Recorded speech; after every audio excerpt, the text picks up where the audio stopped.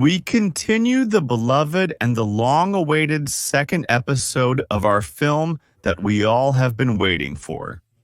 This time, we will continue the conversation about the interrelation of all parts of the body. We started from the feet, and ideally we should continue with feet.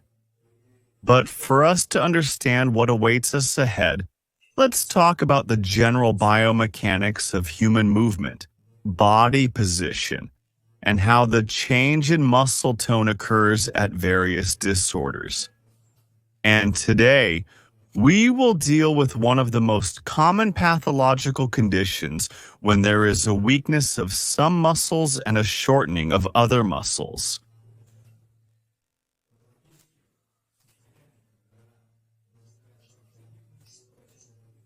What we are going to discuss now is the change in the position of the pelvis, the change in the position of the head. This variant, it happens practically, probably in 95% of cases, when at one or another degree these all disorders are expressed, and sometimes all at once. Knowing this principle of force distribution, where one muscle works excessively where one has turned off. Based on this, you can make a plan either for treatment or to select exercises that you can do on your own.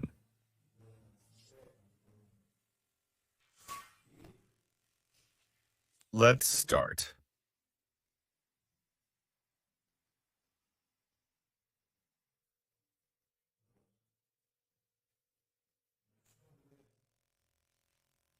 Last time we discussed the foot, how the tension of muscles and fascia can affect everything else, all the other muscles. Now let's talk about how the load is distributed. What we said about the foot also participates in these disorders we are going to talk about now. Let's start with weak muscles. Blue color will represent weak muscles. Not in the sense that they are not trained, but in the sense that they are unhealthy.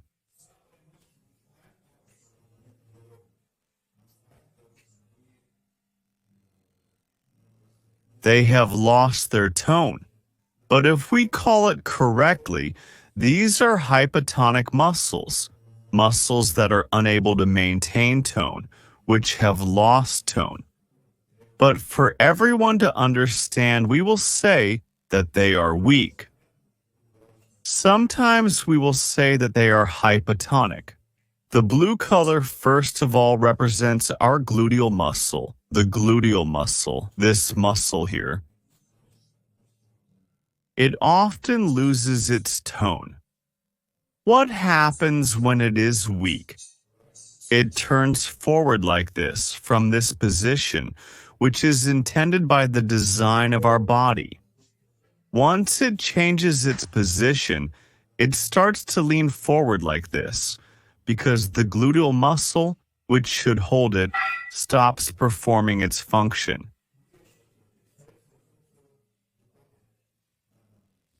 And the pelvis twists forward. The antagonist of the gluteal muscle is the psoas muscle, first of all. If anyone doesn't know, they can watch previous videos where it was detailed about the psoas muscle. Well, now, we combine everything into one. Biomechanical chain. Note that the shortened muscles are in hypertonus. Well, let's write that they are shortened muscles.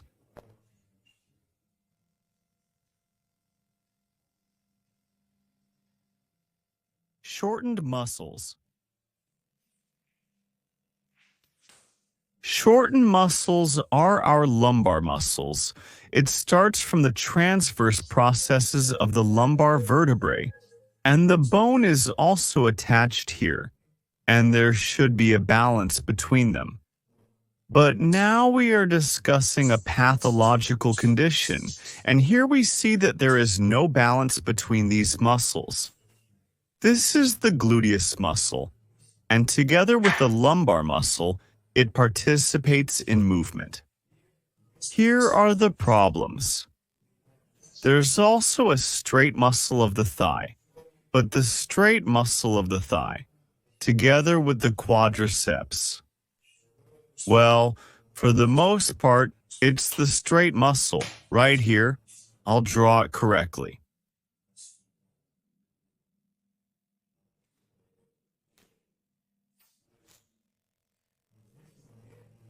Next, we have shortened muscles here.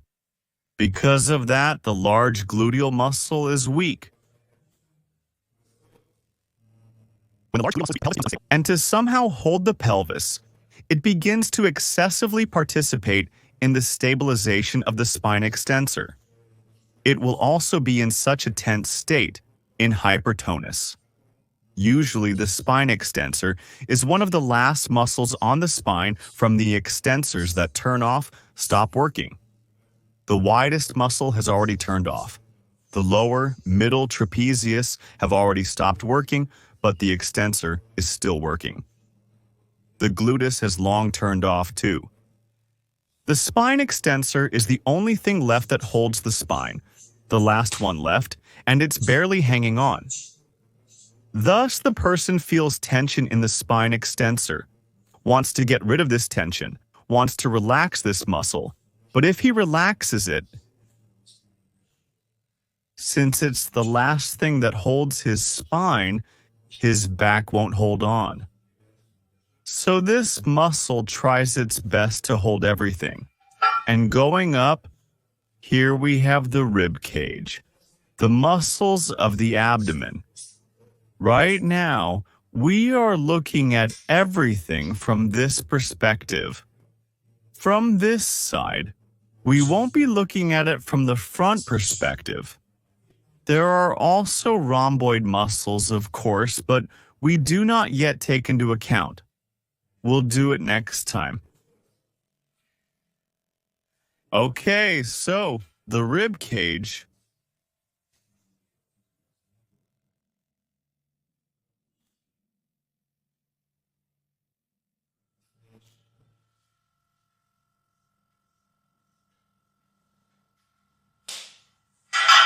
Here it is, like the real thing. I learned how to draw. And here we have another one. As if we didn't have too many weak muscles already, let's add another one. It's the straight thigh muscle. My bad, I meant the straight abdomen muscle. Also weak. And oblique abdominal muscles also get weaker. We are now sorting out one of the usual occurrences that can happen. So I'm not saying that's exactly what happens every time. There are other occurrences too. For example, the shortened oblique muscle on one side and the weak oblique muscle on the other side, which, by the way, happens most often. But we are taking a general scheme for now and will assume that this is how it is. We have a weak rectus abdominis muscle and a weak oblique abdominal muscle. And the stomach usually protrudes forward like this. And there is also a transverse abdominal muscle there. If all this is weak, then the transverse muscle definitely doesn't work. The transverse abdominal muscle, it's the first one to turn off out of all of them. Next are all the known ones, the long neck flexors, right here. These are also the ones that lose tone. In this whole chain, also lose tone. And here are the antagonists of the long neck flexors, the same thing as here. Here is the gluteus and lumbar muscle with the rectus femoris. Here is the neck flexor. And here it is primarily the scalene muscles. Anterior, middle, and posterior scalene muscles. The sternum clavicle scapular muscles could also become shortened, if not for the instability of the collarbone, which also often accompanies this. If there is no collarbone instability, then there will be shortening along with the scalene muscles. But if the collarbone is unstable, if it wobbles, then there will be weakening in the sternum clavicle scapular muscle. By the way, it happens that at first it, for example, becomes short because of this, and then the instability of the clavicle develops, so it weakens. So first you need to restore its tone, activate it for it to start working, then remove its shortening. And here are the well-known short neck flexors. So here's the scheme, and this is where what we talked about last time. This is the shortening of the foot's flexor, shortening of the musculus gastrocnemius. As for the foot flexor, there are different outcomes. They can be shortened and they can be weakened. But most often they are also shortened because the gluteus stops working, and to compensate it, the flexors of the thigh are doing its work. Biceps, musculus semitendinosus, musculus semimembranosus. So we see this picture. How should it be normally?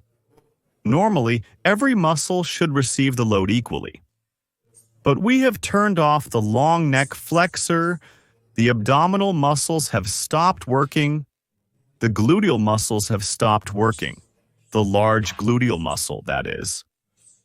And to compensate for the weakness of these muscles, other muscles begin to overload.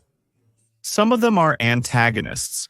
If you look in detail, it will be a little more complicated. That is, there are shortened muscles and there are overstrained muscles. Those that perform the function of another muscle. That is to say precisely the antagonist of the long neck flexor. The scalene muscles will be shortened. And the muscle that took over the function of the long neck flexor, the short neck flexor, that is, then it will be excessively strained. So it turns out that you don't need to stretch it. You have to stretch the antagonist. So to complicate things a bit, we'll add one more color and we'll call it overstrained muscles.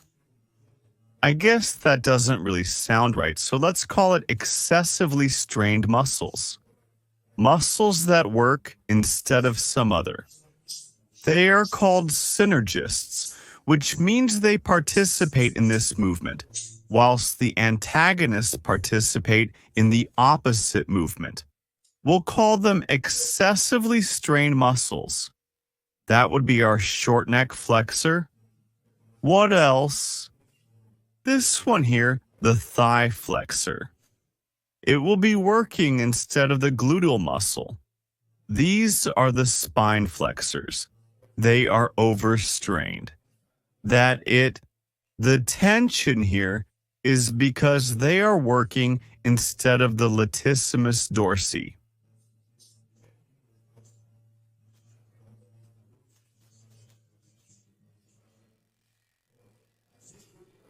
Why is there shortening here? Because we didn't add another muscle. These are the muscles located on the anterior compartment of the lower leg. The tibialis anterior muscle. This is the muscle that flexes the foot. And here, that's what we see. Therefore, first and foremost, we should pay attention to the non-working muscles. That is, they are weak. To be more precise, they are not weak. You might think if they are weak, that means you need to train them. You won't be able to train them because the issue is not their weakness, not their untrained state, but some other reason why they don't work. Let's call them non-working muscles. Unemployed muscles.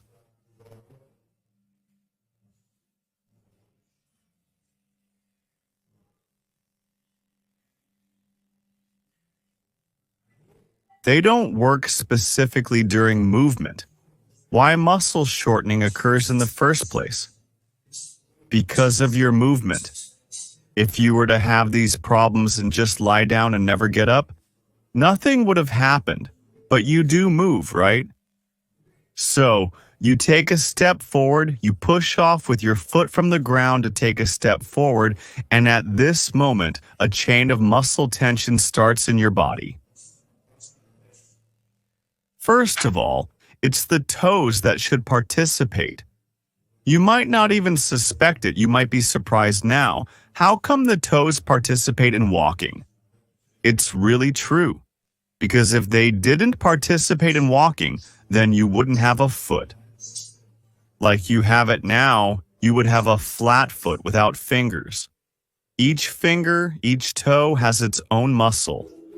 Among other things, it's a flexor of the fingers. There are deep, superficial, surface ones. A big toe has a separate flexor. On the hand, the situation is similar. And it's there for a reason. There are muscles that move all these toes. Flexor of the big toe, extensor of the big toe, long, short, and all these muscles are needed. They are not just for nothing. All these muscles should work. That is, the first muscles to participate in the foot push are precisely the flexors and extensors of the toes. In the foot push, it's the toe flexor. You do flex your foot, don't you? There. Then the calf muscle, then the thigh extensor. And here your gluteus should engage. Your gluteal muscles. It should thrust you forward. Look at the runners and how they run. They run with maximum shoulder movement. Not those runners who run there in the morning before the beach season.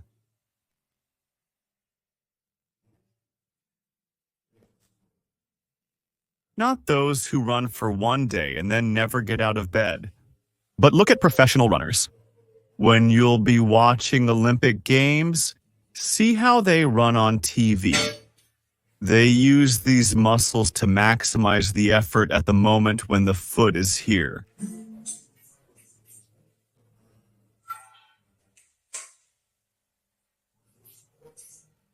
When your foot pushes you forward, at this moment, the gluteus maximus muscle should be maximally strained. But it can't, because it's not working. And because the psoas muscle is shortened, it doesn't let the leg do the back movement separately from the pelvis. For the gluteus muscle to work, this movement should be free. Here, look. Here is the pelvis, here is the foot.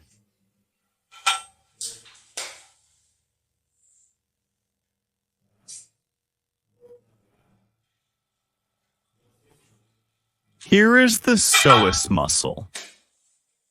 The psoas muscle, by the way, is highly valued in cooking, especially in the preparation of kebabs. I mean, in animals. This is a part of the beef cut, and it is considered a delicacy. It's even called a sirloin.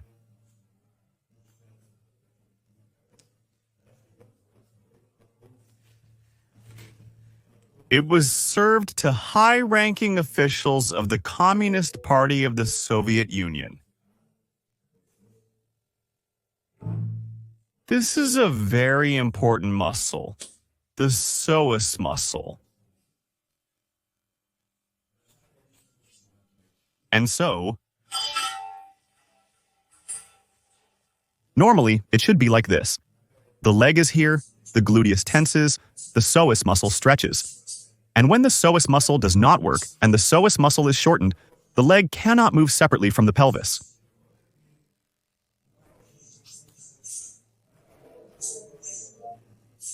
The pelvis needs to stay in place, so the leg has moved back here, allowing the psoas muscle to do it. When the psoas muscle is already shortened, it turns out that the pelvis makes this movement. The psoas muscle does not allow the leg to move separately from the pelvis, and such a movement occurs, so the gluteus muscle doesn't contract. Muscles tense when their attachment points get closer together. The attachment points are on the pelvis, coccyx, and sacrum. They do not change their position. The buttocks remain the same. That's why people with this problem often have tension in the lower back area. In this place, here. Because the musculus quadratus lumborum bend the thigh and the thigh flexor participate in the movement too much due to such position of the pelvis. Where do hernias come from? From the fact that with each step you destroy the vertebrae, it's a pathological movement. After some time, the discs just can't stand it. You think your hernia develops when you sit, when you're on the chair watching TV and lying down? No, they develop during movement. It turns out, in a day, a person makes around 3,000 steps. Well, let's say around 2,000. Those who just walk from the couch to the toilet, then to the kitchen, Turns out Tehi make 3,000 steps. But like, when you wake up after New Year's party late, you'll take 2,000 steps during this day. However, during the remaining time, you'll be making around 4,000 steps a day at least. On average, a person takes from 6,000 to 20,000 steps a day. And imagine such incorrect movements. The spine and the intervertebral discs have so much strength, so much endurance to withstand such abuse.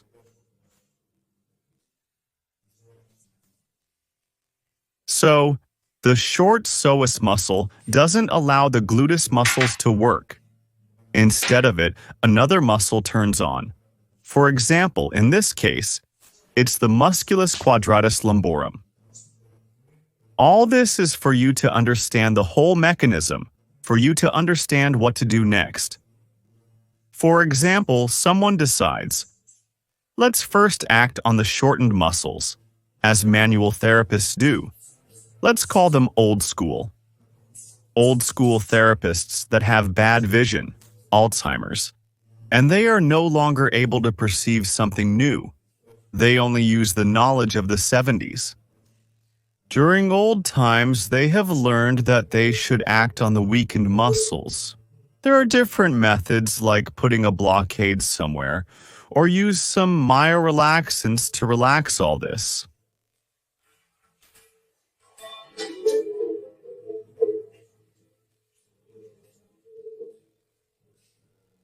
Everyone used to love to relax muscles. People preferred that. No one wanted to strain these muscles, to work them out. I guess the times were hard. Everyone wanted to relax, like a pathological tendency.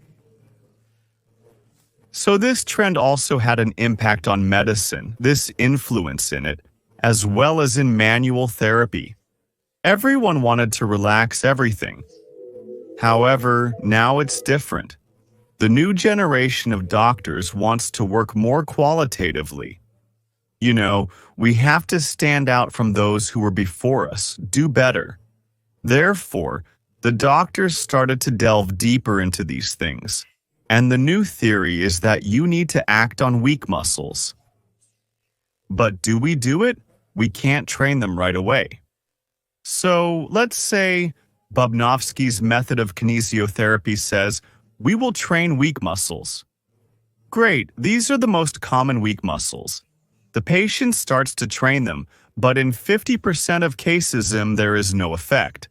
There is no effect that would be desirable. The pain may pass because, for example, if you pump up this muscle that works together with the gluteus muscle, of course the pain will stop for a short period of time, because the patient prolonged the effect. But it does not affect the gluteal muscle in any way. So today, we have sorted out these disorders. What to do with it? We will sort it out in the future. So what is our point of view right now? We can't and act on the shortened muscles, and we don't know what to do with the weak muscles. We can't train them, right? Because they are not actually weak, they are non-working. They are sick muscles, which are not capable of contraction, not capable of carrying load. You do exercises, they don't work. Here, for example, let's compare. Let's say, for instance, my deltoid muscle is in a hypotonic, non-working state. I want to train it. One is working, but the other one is not. I start training. That's how I'm doing exercises. The deltoid muscle is actively working. For example, I do the dumbbell. I usually have 65 kilograms to lift. I train it from this side, and it's working. But from this side, see, it's not like that at all. Instead, the upper trapezius muscle is engaged in the movement. So this is how I end up doing this exercise. Do you see this at the gym often? So, I want to train my deltoid muscle. I feel like I'm doing everything correctly. I've looked at the recommendations, read a lot of books, understood that the deltoid muscle does not work. I want to train it, but I can't. Instead of it, the upper trapezius works. I'm trying to isolate it, still doesn't work. Still nothing. Something else is straining. There's an overworked muscle. Some bundles are twitching. They're trying hard, trying to tense up, but they can't. What's wrong? There are several reasons. For example, the instability of a acromioclavicular joint. If it's not right, then the deltoid muscle can't be working, and there will be nerve issues. The nerve which goes to the muscle is compressed.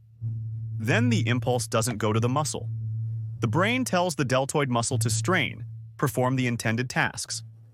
The deltoid muscle says, "Come on, send it over. I'm ready. Send me an electrical impulse." So it sends an impulse, but it doesn't pass. It gets compressed along the way. The nerve impulse doesn't go. It runs from the brain, goes through several tunnels. It's called tunnel syndrome. And it gets compressed there. It gets distorted. And it arrives incompletely to the deltoid muscle. And it responded by contracting like this, like a broken telephone game. So, let's finish for today with this. You're probably already overloaded with information. The continuation will be next time.